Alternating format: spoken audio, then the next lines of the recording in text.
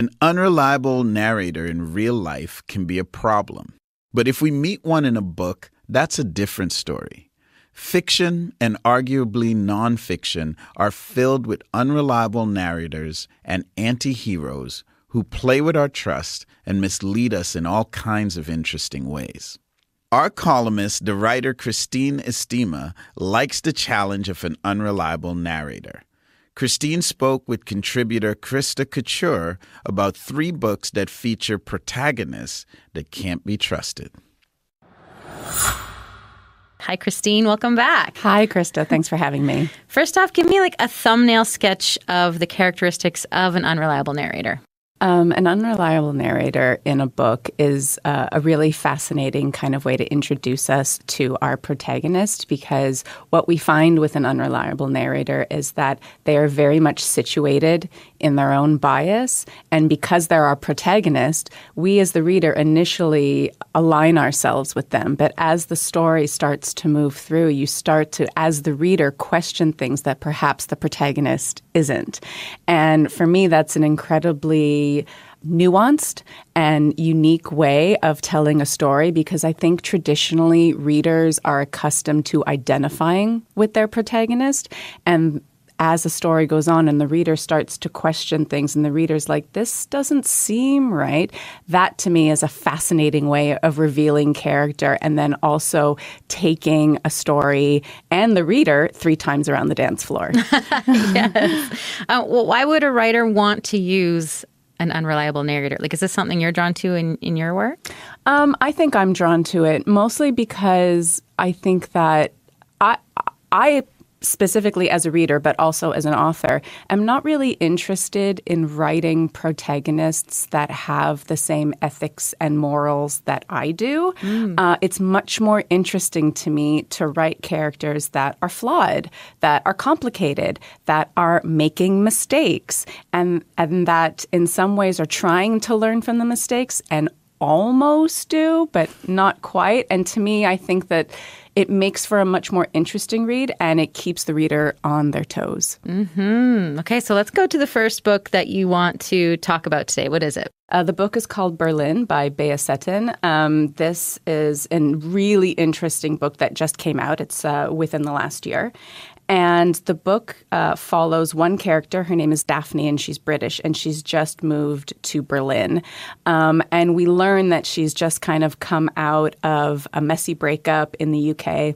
And she's kind of in Berlin to kind of find herself, and it's a really interesting book because it's almost in the same vein as My Year of Rest and Relaxation, you know that book, where we're more concerned with kind of the nuance of everyday life. She gets up, she goes for a run, she goes grocery shopping, she's trying to learn German.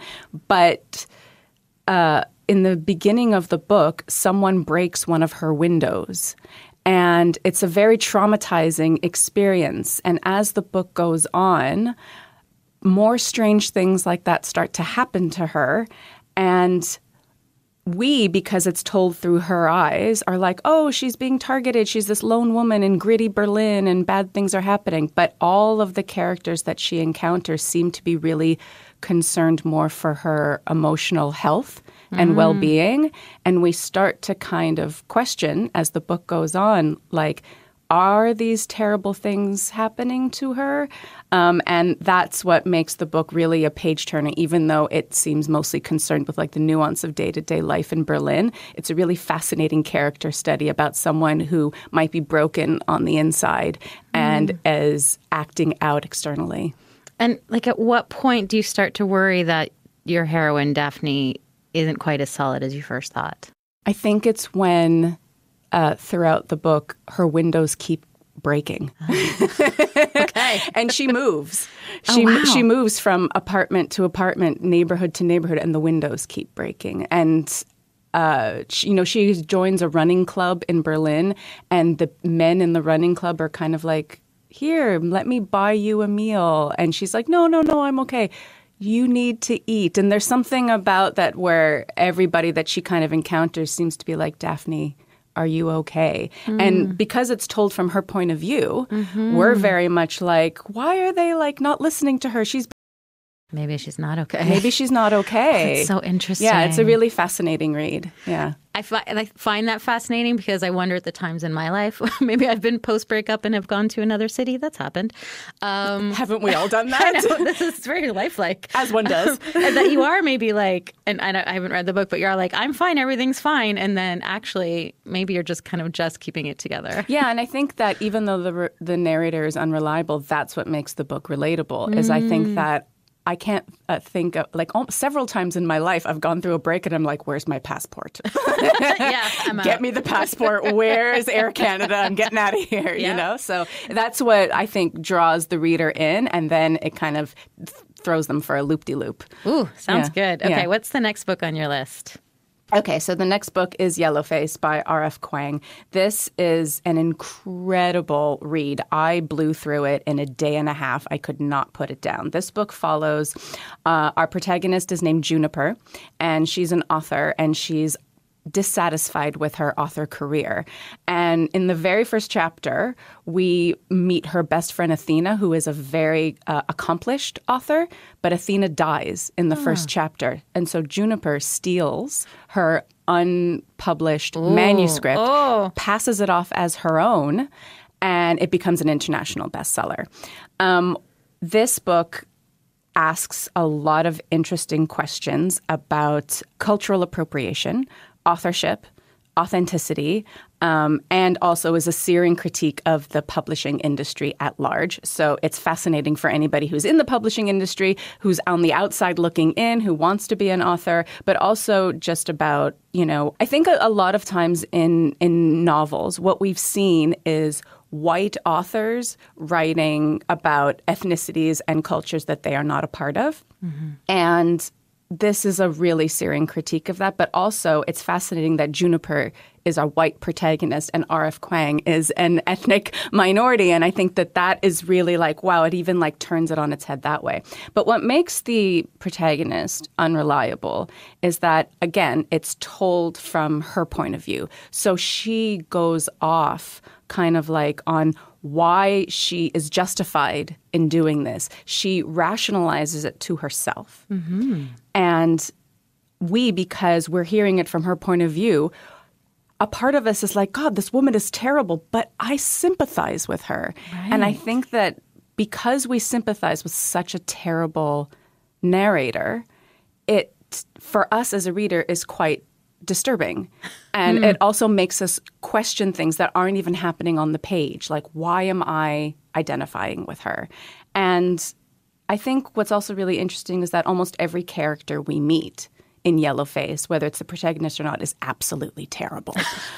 Absolutely I terrible. Love that. Yeah, I love that too. We're all so flawed, honestly. We're all so flawed, and we still somehow root for her, even though we know what she's doing is morally and ethically wrong.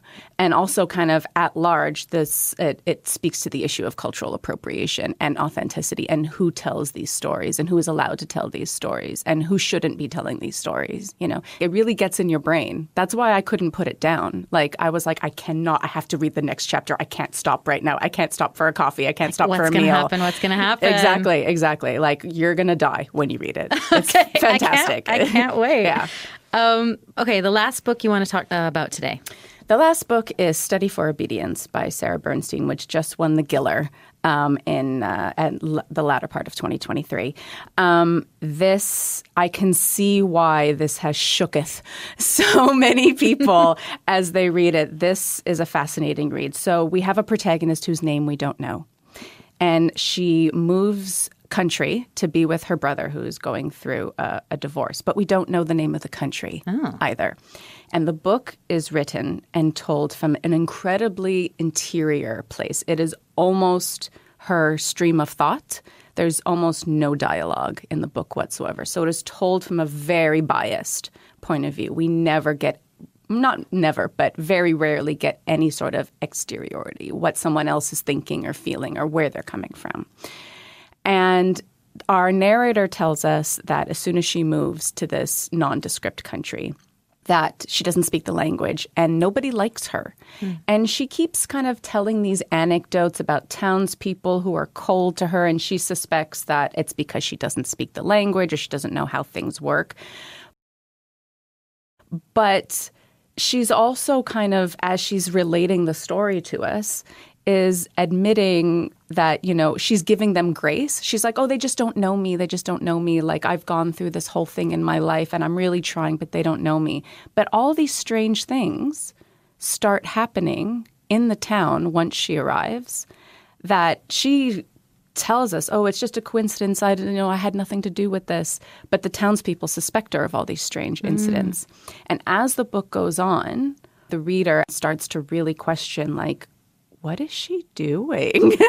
Yeah. It's fascinating that, from what I've heard, this novel is also like very untraditional in how the story unfolds. Do you think that? I think it is for sure. I think what we're used to, especially with our previous books, Berlin and Yellowface, which are also told in the first person, is that we are quite used to our protagonists having a lot of emotional depth and feeling things deeply and expressing that deeply. We don't really get that in Study for Obedience. That's what makes it, I think, somewhat of a difficult read. I wouldn't say that I blew through it as quickly as I did Yellowface. You don't really feel necessarily connected to her despite the fact that we are inside her brain. There is that distance. And I think that's what makes it, in terms of an unreliable narrator, once you put the book down, you're like, what did I just read? What was that? So I can see why it won the Giller. It keeps you thinking. Totally, yeah. It keeps you thinking. It's definitely a thinking woman's book. Yeah. Are we all essentially unreliable narrators because we all view things from our own lens? Do you think? Ooh. Yes. Oh, I love that. Oh my God. Can I make that into a bumper sticker? Unreliable narrator. I am the unreliable narrator of my own life. It's true. I think so. Yeah. When we tell stories from our lives, depending on who's in the room, if we read the room, that story will change, because maybe there are parts of ourselves that we don't like to admit, deep down, when we're lying at bed at night and we think to ourselves, gosh, if anybody knew this about me, maybe they wouldn't like me, But I think that within books, but also within romantic relationships, what really makes us love a book and love a person is that we know the most terrible things about them and it's okay. We love them anyways. And I think that's why I am so drawn to these books, is because I know the worst things about them and I love them anyways. That's wonderful. Thank you so much for your time. Thanks so much, Christa. Christine Estima is the author of the Syrian Ladies Benevolent Society. She was in conversation with Christa Couture.